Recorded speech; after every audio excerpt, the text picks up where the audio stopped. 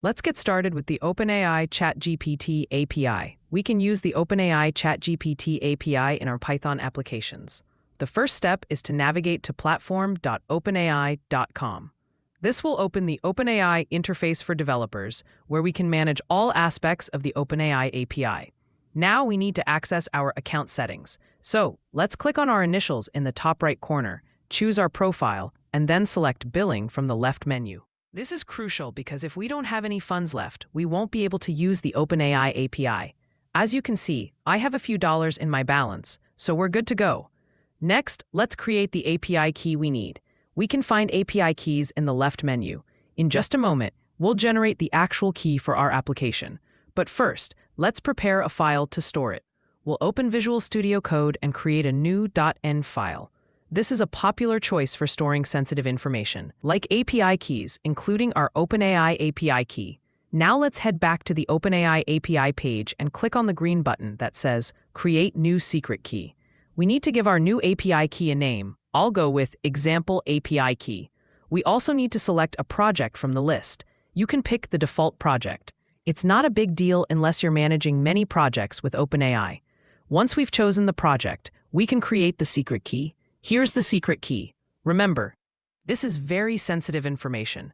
If someone gets hold of your API key, they can use your credits, which can get expensive. So, let's copy the API key and paste it into our .env file. It should be labeled OpenAI API key, followed by an equal sign, and then we paste the API key we just copied. We're now done with that, and the .env file is all set. Let's create our Python file now. I'm going to name mine app.py. From the top menu, we'll choose Docs. And look at this. At the top of the page, we have some example code.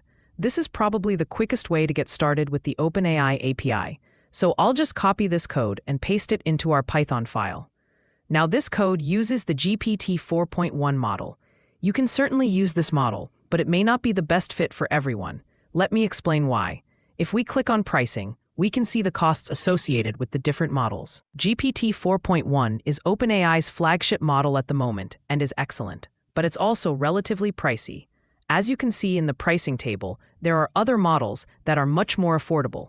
If we're only testing and learning how to use the OpenAI tools, it's perfectly fine to start with a less powerful but more budget-friendly model. A strong contender that balances performance and cost is GPT 4.0 Mini. This model is quite affordable and offers reasonable performance, priced at less than 1/10 of GPT 4.1. So, for my code, I'll replace the default model, GPT 4.1, with GPT 4.0 Mini. Now, as we can see, this code utilizes the OpenAI Python package, which means we'll need to install this package. When installing Python packages, it's advisable to use a Python virtual environment. While it's not mandatory, it's considered best practice. So let's create a Python virtual environment, which we can do with this command. I'll name my virtual environment .venv, but you can choose any name you prefer. Now, let's activate it. We can do this from the .venv folder we just created. Inside it, there's a subfolder called scripts, which contains a file named activate. Running this file will activate our Python virtual environment. With the environment active, we're set to install the OpenAI package. We can do that with the command pip install OpenAI. The installation completes, and we should now be able to use OpenAI in our Python application. Let's try running our Python file with python app.py. However, if we execute this file, it doesn't work, and we get an error stating that the OpenAI API key isn't defined. So what happened? Even though we've set our OpenAI API key in the .env file, we need to load this file into our application. Luckily, this is easy to do. But it does require us to install another package called python.env. So, let's go ahead and install python.env. Now that we've got this package installed, we can import its functionality. Specifically, we want to import a function called load.env. Now that we've imported this function, we can use it to call load.env. This function will load all the values we defined in our .env file, allowing our application to know the value of the OpenAI API key and utilize it properly. Let's try running our application again. Now it successfully executes and we receive a response back. This is the response for the prompt we sent to the GPT 4.0 mini model. Since we requested a bedtime story about a unicorn, here's what we got back, displayed right in our terminal. Another point I want to highlight is how we can gain a bit more control over the model's responses to our prompts. If we look under Core Concepts to Text and Prompting, we'll notice the first example is the one we just used.